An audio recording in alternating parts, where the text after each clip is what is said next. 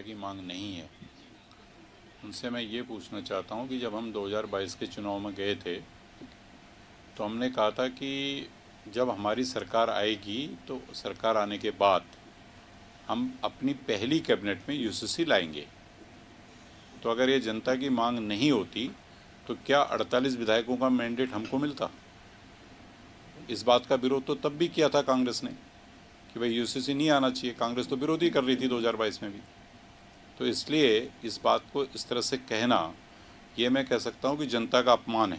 अगर कोई विपक्ष के लोग इस बात को कह रहे हैं तो सरेआम जनता को अपमानित कर रहे हैं। जनता की मांग है। उत्तराखंड राज्य में लोग यूसीसी चाहते हैं, इसलिए यूसीसी चाहते हैं कि जिस तरह से यहाँ पर डेमोग्राफिक चेंजेज हो रहे हैं इसलिए यूसीसी चाहिए। जिस तरह से ज़मीनों से लोगों के अधिकार छीने जा रहे हैं उसके लिए यूसीसी चाहिए। ऐसे अनेक मुद्दे हैं, शिक्षा को लेकर के है, स्वास्थ्य को लेकर के, तो इसलिए लोग यूसीसी चाहते हैं।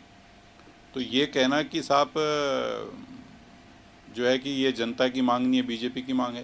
भाई बीजेपी अगर कोई भी चुनाव लड़ेगी या कोई भी पार्टी कोई चुनाव लड़ेगी तो जनता के विषय को लेकर के तो डिमांड रखेगी ना। जब जनता कह रही है यूसीसी चाहिए तब बीजेपी ने रखा और तब उसको हम अब लागू कर रहे हैं।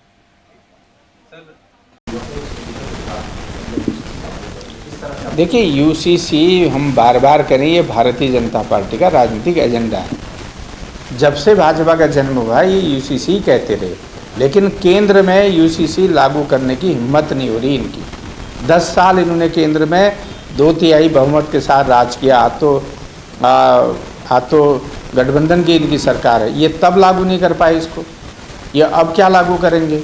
और उत्तराखंड में जो यूसीसी आ रहा, आधा अधूरा यूसीसी आ रहा है, केवल राजनीतिक उद्देश्य की पूर्ति करने के लिए यूसीसी चिल्ला रहे हैं। उसमें कुछ भी नहीं है, कोई किसी को कोई न नुकसान है न फायदा है। उत्तराखंड को तो कुछ फायदा ही नहीं है। जो विषय वस्तु उसमें है उसमें ऑलरेडी कहीं पर माननीय उच्चतम न्यायालय कुछ कह चुका है और केंद्र सरकार के कुछ बाईलॉज हैं वो पहले से ऑलरेडी विद्यमान है। एक दिखाने के लिए सब कुछ वो कर रहे हैं और अपने राजनीतिक उद्देश्य की पूर्ति करने के लिए यूसीसी की बात कर रहे हैं।